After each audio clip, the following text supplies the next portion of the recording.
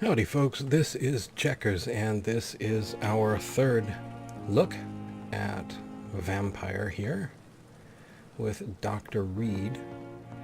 And as I've said for the first and second looks, I don't know how long this will go.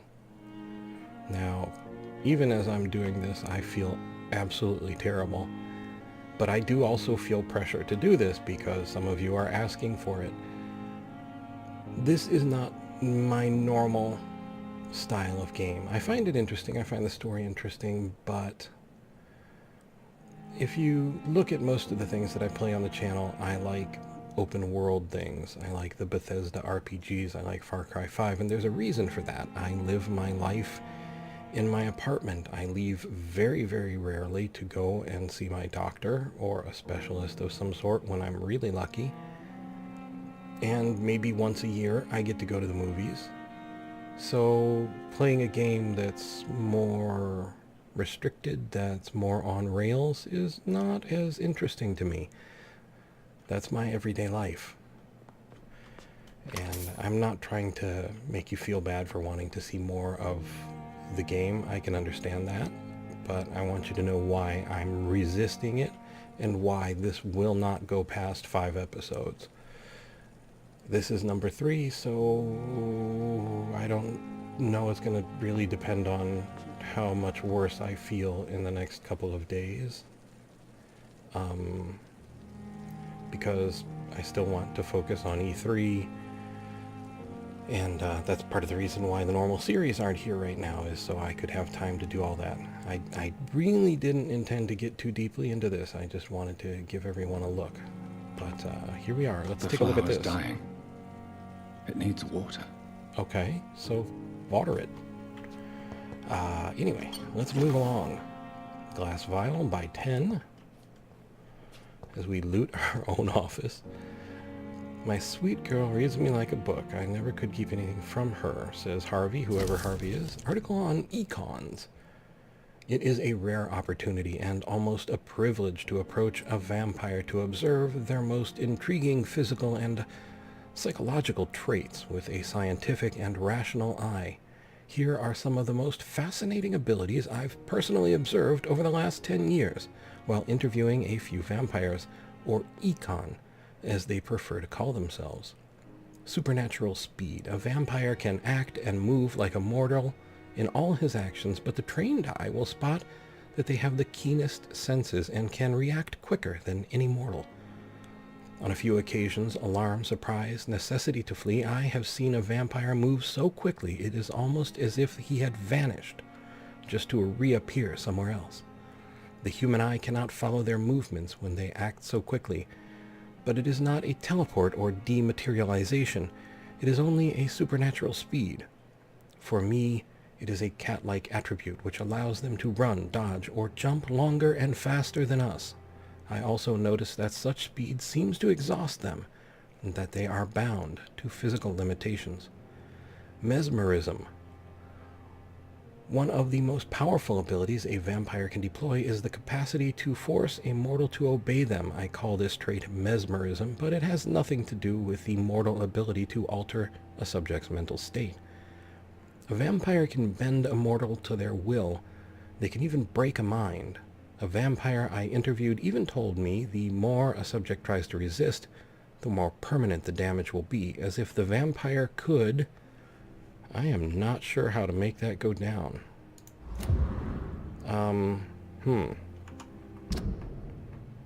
As if, there we go, now it's working. As if the vampire could literally fracture the target's psyche. The same vampire explained to me that this ability required time to master, and that the result could vary widely from one subject to another. Implant a false memory, erase a painful one. The possibilities are endless and frightening. Blood awareness.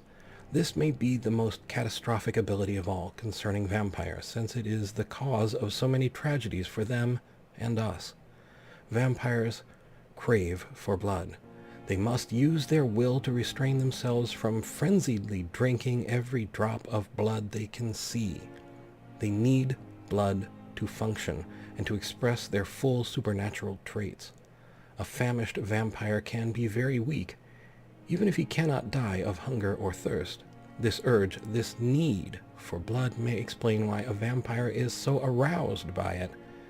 A vampire confessed to me that blood could sometimes blind him, since its smell and attractiveness can be so strong. When he focuses, a vampire can almost see blood all around them, inside warm bodies, through walls, on a supposedly clean weapon, etc. The same vampire even told me that he can see if a mortal has clean blood or is ill, and that in some cases he can even sense diseases, infected clothes, or even items in a room. If this is true, it could have so many medical applications it almost beggars belief. Okay. And neither of those are working as back. Let's see what's in here. Dragonbane? What is Dragonbane? This ancient sword with a Latin phrase engraved on the blade had been forged in Wales during the 6th century and belonged to Paulus Aurelianus, founder of the Brotherhood of St. Paul's Stole. Legend says he had this blade forged before he chose the path of exile and left England with his people. Dragonbane has been passed to each new primate of the Brotherhood and may have been used in secret ceremonies. When a primate was sent on a path of war to defeat a hostile creature, the sacred sword was supposed... No, I think I messed something up there. It may have been used in secret ceremonies when a primate was sent on a path of war to defeat a hostile creature. Okay. The sacred sword was supposedly lost during the schism between the Brotherhood and the Guard of Priwen in the middle of the 19th century. It seems a few copies may have been made, but this is the true and original Dragonbane. 75 damage. Leveling level 2. Dragonbane. We would need some handle parts and lead plates. Okay, so say we got that. What did I do? I did something wrong. Let's take a look at details again. Try this again. Okay, but how do I do it? I would do this, but I'm not sure how. Using a hideout's workbench. I could learn that by reading the screen. Okay. Uh-oh, what did I do now? 6 citizens can be healed with the appropriate treatment. I don't understand why we're on this screen. Pembroke Hospital. Apparently, picking up the sword makes you somewhat dapper, and puts a bowler hat on your pompadour. The flower's dying. It needs water. I really feel like something strange happened there. Okay, let's take a look at this again. Okay, interacting with the locker does something really weird.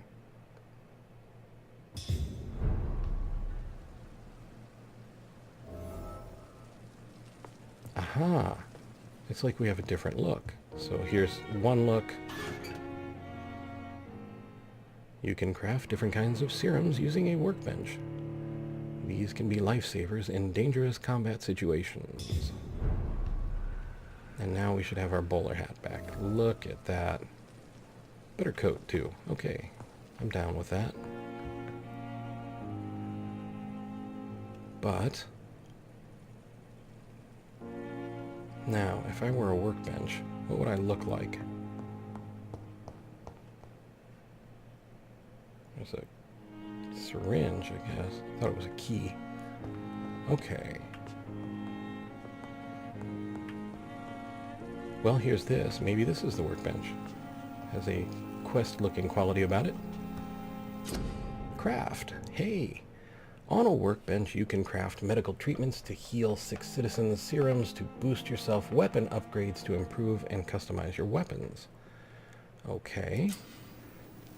You first need to analyze the components you found to unlock new recipes. Click on the To Analyze Components. Okay. Fresh sample of William Bishop's blood. Oh, hold it down. You have enough components to improve one of your weapons. Press D. Because reasons. Hey, there's a pepper box in here. Barker. Ranged weapon. Nicknamed Barker because the noise it produced when firing and the shape of its large muzzle. This pistol was conceived, crafted, and held by Carl Eldritch, second leader of the Guard of Pruin. Heavy, not very accurate, and supplied with a customized magazine, it is a gun designed to quickly make many big holes in its target. Carl Eldritch asked to be buried with his gun, so as to be able to shoot himself in case a vampire would trick him by somehow offering him the poisonous gift of immortality. However, the gun was mysteriously stolen before the funeral, never to be seen again. And of course we have our old Webley service revolver and Dragonbane. Weapons upgrade. You can upgrade your weapon to a new level with the required ingredients. It will inflict more damage, and you will also gain access to customization slots. Let's do it. So, we got an achievement, work in progress. We can increase damage, or... well, I guess we can't. We don't have enough aluminum shards? Let's see. What happens? Nothing. Okay, well. But it's level 2. It does more damage. Go team. Could we upgrade this? No. Could we upgrade this? No. Our stake? No. Our scythe? No. Our used machete? No. And a used bludgeon? No. But our sword is ready to rock and or roll. How do we... William Bishop's blood is much more unstable than human blood and shows extensive mutation. But this is not what happened to me. I must keep on searching. The sun is about to rise. I can feel it. I'll continue tomorrow night. Okay, well first we're gonna... so much time. Check this. Refill all. Okay, that did nothing. How do we now... how do we choose our weapon? I want to use the... no, that didn't do it. Okay, here. Okay, so let's go main hand. Dragonbane. Now we're ready. Okay. Let's hit the sack here.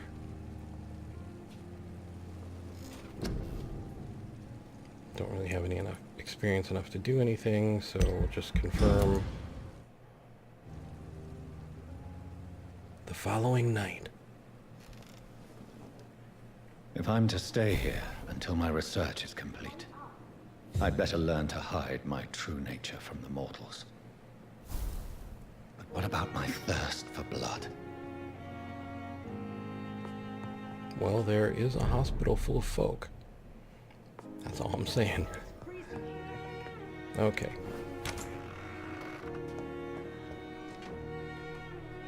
Yes, Nurse Crane? How can I help you? I'm so sorry. I know Dr. Swansea wanted you to rest, but we have somewhat of a crisis. A crisis, you say? Our supply of antiseptics is nearly depleted. I was hoping there was another box up here, but...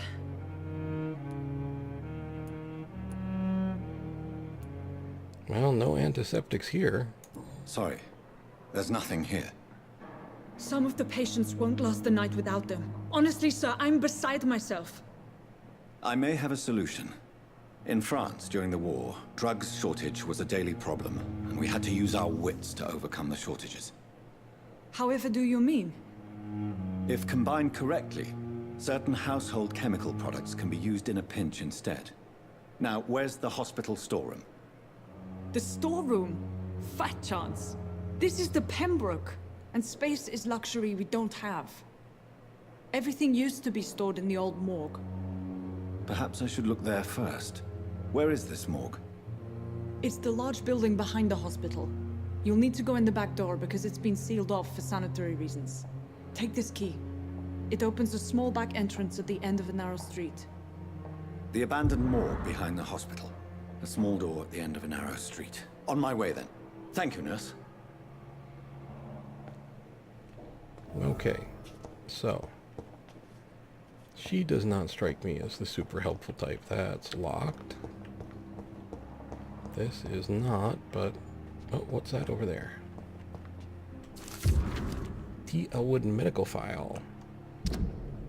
Patient Thomas Elwood, male, age 28, followed by Dr. Tippett's, status convalescence, date of admission September 16th, date of release to be determined. Notes: the patient's face has been heavily burnt and disfigured by a bomb during the war. Even with the use of the strongest sedatives, he affirms to regularly endure severe pain from the wounds, as if the flames are still burning under the skin, he says. Examinations of the cicatrized tissue show no trace of inflammation, infection, or swelling. Scars are clean. Could it be a case of persisting nerve damage? The patient never ceases to blame himself for his disfiguration. Could it be a case of guilt of the survivor, phantom pain manifesting as a punishment for not dying with his comrades?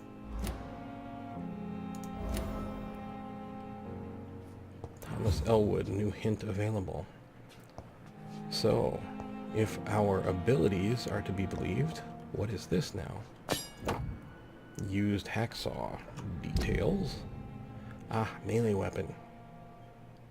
Surgical hacksaw, able to cut through bone. But anyway, about that patient, we could use our mesmerization to... interesting shadow, or reflection, I should say. We could remove the memory, the pain, or his life, as we see fit, being a superior species. I can see our doctor eventually coming around to that sort of conclusion.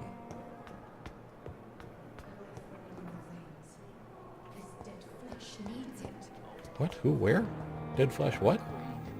Spare your obedience. Good evening, nurse. Good evening, Doctor. I don't think we've been introduced yet. My name is Pippa Hawkins. And I'm Dr. Jonathan Reid. Dr. Swansea has recently offered me a position in this hospital. Well, it's a euphemism that your help will be appreciated, Doctor. Tell me about your life in London. How is the situation here? How would you describe the situation at the Pembroke Hospital? It's serious. The flu is wreaking havoc amongst the staff and patients. We are running out of everything.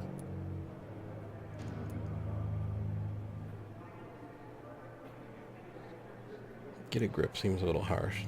Spanish flu won't last forever. Nurse Hawkins, the Spanish flu won't last forever. Even the Black Plague didn't kill everyone. I wish I could believe you. But what if this epidemic was worse? What if in the end, nobody was spared? Alright. Maybe get a grip isn't as harsh as I think it is? You must get a hold of yourself, nurse. Okay. Sorry. They are English. I'm exhausted. No one has any idea when this epidemic will be over. I mean, you know, what I mean by that is they're more polite. If that were in American English, get a grip, he probably would have hit her and pulled out his revolver and shot a couple lights out. Anyway, let's do a medical checkup. Do you need medical help yourself, nurse? I'm fine, really. I just need to sleep. F for details. Blood quality 1500 XP, not too bad. No, we don't want to mesmerize her. Let's take a look at her details. Blood quality social circle is Milton Hooks. Oh. Our gun runner, Clay Cox. This is the fellow we brought in, right? Maybe? Okay. I mean, this really is a fascinating game, but... personal questions. Hint required. Nope, guess we're not asking you any personal questions. Goodbye, you take Nurse care. Hawkins. Nurse Hawkins. Somebody was screaming bloody murder back here. You okay? Good evening, sir. Can I help you? Unless you're here to fix my face. No. I don't think you can help me. I'm Dr. Reid. I've recently taken the position of head surgeon here. War injuries, am I right? You guessed right, Doctor. German shell took my pretty little mug right off. But they still call me Thomas Elwood. Tell me about your life in London, Thomas. How is your stay with us? How is your stay with us, Mr. Elwood? Oh, it's bliss.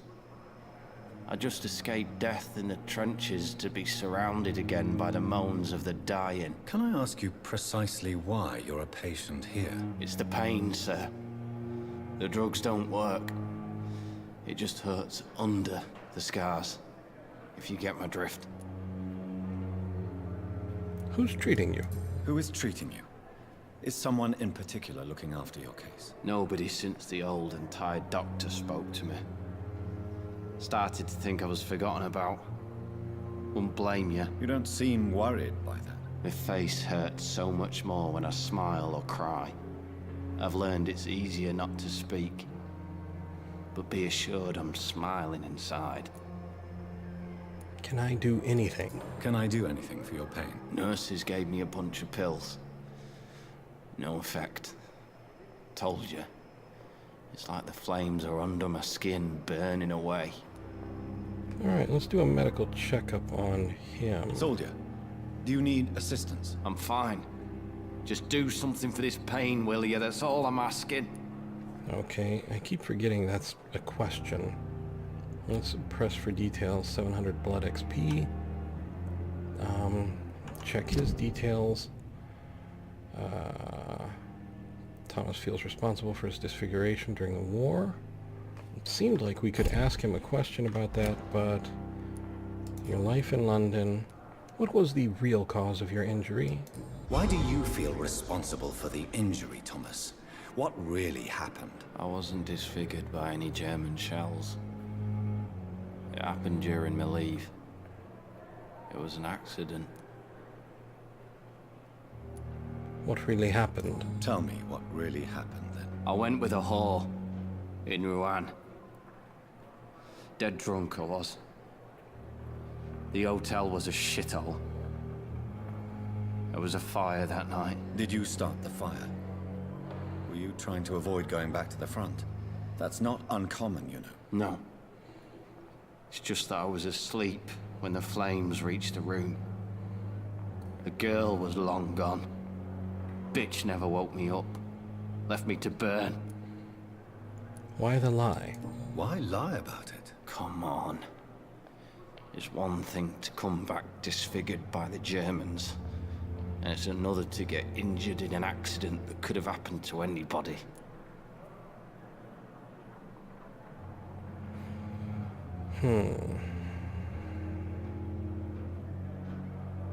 Surgery could help you. Reconstructive surgery has been very successful for some soldiers. I don't want to wear a bloody mask for the rest of my life.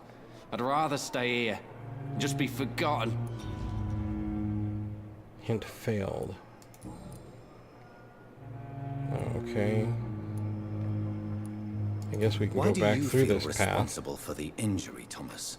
What really happened? I wasn't disfigured by any German shells. It happened during my leave. It was an accident. Okay, then we did why the lie. Why lie about it? Come on. It's one thing to come back disfigured by the Germans, and it's another to get injured in an accident that could have happened to anybody. Reconstructive surgery has been very successful for some soldiers. I don't want to wear a bloody mask for the rest of my life. I'd rather stay here, and just be forgotten. Okay, so we're locked in that path now. Let's press R for details on mesmerization. We could mesmerize him. We could wander him off. Goodbye for now, Mr. We'd be done with him. Damn. But I don't know where we would wander him off to. Who are you? Yes, Doctor? Oh. Don't you ever rest? Why then do you always work the nights? Don't you ever sleep? At the Pembroke, we're always hands on deck. Okay. Lack of sleep is dangerous, though. Lack of sleep and the medical profession always ends in disaster. I've witnessed many a colleague succumb to stimulants to fight exhaustion. Drugs were as deadly as bullets in the trenches. London's trenches start here at Pembroke Hospital. We are on the front line, make no mistake. When do you sleep? Your dedication to the Pembroke does you credit, Nurse Crane, but when do you sleep? We staff get our sleep when we can, Doctor. Nursing is a vocation, not the labor of a journeyman. I don't get a good vibe from her. Alright. That's all for now, Nurse Crane, thank you. Let's, who's this person over here? Hello. Good evening, miss. Oh. I'm Dr. Reid, the new surgeon at the Pembroke Hospital. And who are you? Your name has no meaning to me, mortal. You're nothing but dust blown by the winds of eternity. I beg your pardon? What are you begging for, mortal? My clemency? Well, tonight maybe I'm inclined to mercy. You'll never forget the night you met Thelma Howcroft. You keep calling me mortal. Why is that? And if I'm mortal, what are you? Well, Dr. Reid, if you must know, I'm a vampire. Really?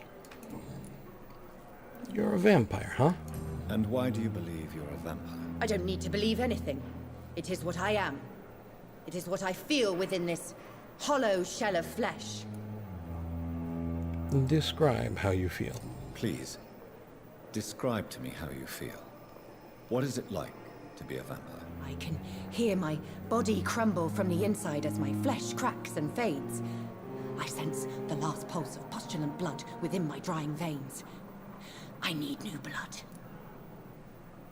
Have you ever heard of Cotard syndrome? Because I certainly haven't. I see. Have you ever heard of Cotard syndrome, Miss Howcroft? Never. It's a mental illness discovered by a French neurologist named Jules Cotard. The affected patients are delusional. They believe that they are putrefying, that they are dead, a ghost or a ghoul, or in your case, a vampire. Delusional, you say? Oh, sad and petty mortal. You can't even begin to understand the concept of immortality. And you think it is I who am delusional. Okay, let's press for details here. She's healthy, 1250 blood XP. Let's ask her if she wants a Do you checkup. require my services, Miss Howcroft? I have no need for your medicine, Dr. Reid. Blood is the only drug I need. Okay, let's check her mesmerization. No, she's more powerful. How about her details? Thelma is affected by the Cotard syndrome and believes she is a vampire, but she's not. But she does know Thomas. Okay. Good to know. Not sure why. How about personal questions? So, I gotta know, who are you really? Who are you really, Miss Howcroft? I mean, apart from being a vampire. Is that not enough for you, puny mortal? What do you require? Proof of my powers? I'm curious to know who you were before becoming a vampire. It was such a long time ago, I don't remember. Centuries of unholy life can have strange effects on one's minds, you see? Sure. Sure, I'm with you. I'll leave you, Mistress of the Dark, to your nocturnal activities. Well handled. This nurse still don't trust her. I trust Miss Howcroft more. Alright, something glittered, something shined. There it is. Nurses are needed now. In the name of mercy, they depend on you. Nurses are needed now. Inquire at the nearest appointments office of the Ministry of Labor and National Service, or write to 15 Kingsway, London. Okay. Oh, it's Thomas again. Okay. I think we are about at the end of our episode here, even though we didn't really get very far. We did meet some folks. We should go back to our office quick, though. I feel safer saving in there. What does this say? Dr. Tippett, Dr. Strickland, and Dr. Ackroyd. As if a name is missing, though, or at least one is far more significant than the others. But I have the big office. So there. The one that's boarded up. Okay. Anyway. Alrighty. This has been our 3rd episode. What does this say before we go? Oh boy. Dr. Swansea's message. Dear Jonathan, I asked Nurse Crane to secure an office for you on the 2nd floor. Please forgive the austere decoration, but Pembroke Hospital is not exactly the Ritz. Sorry to let you in to discover your office alone, but I need to sleep a little before going back to work. I'm just a mere mortal after all. I also gave orders to let you rest and for the staff to never enter your room. You will be able to sleep all day without being disturbed and work at night without raising any suspicion. I'm afraid the place is quite messy, but you'll be able to conduct your experiments here at your own pace. You'll also notice there is an open window with a scaffolding that will allow you to enter or exit the hospital without being noticed. I imagine how awfully new and disturbing this all must be for you. Believe me, I have studied enough of your species to understand what you must now be facing and feeling. Be assured I'll do whatever I can to help you in this ordeal. Know that you're not completely alone facing it. I'm glad I met you. These dark times we are all presently facing. In these dark times, or maybe these are dark times we are all presently facing. I hope our future collaboration will yield great results. Welcome to Pembroke, my esteemed colleague. We shall talk soon. Yours sincerely, Edgar Griffith Swansea. I left a copy of some of my notes concerning what I have discovered about Econ on, but we can't look at that because it doesn't scroll in that mode. In the last few years, feel free to read about it if you need some guidance, as long as you don't use this knowledge to take advantage of me. Alright, so I would like to say thank you for watching. I hope you found the video entertaining and maybe just a little informative. I would like to invite you to subscribe. Thank you very much if you already are subscribed. Invite you also to like and share if you so desire, and to ask you, above all, to please take care.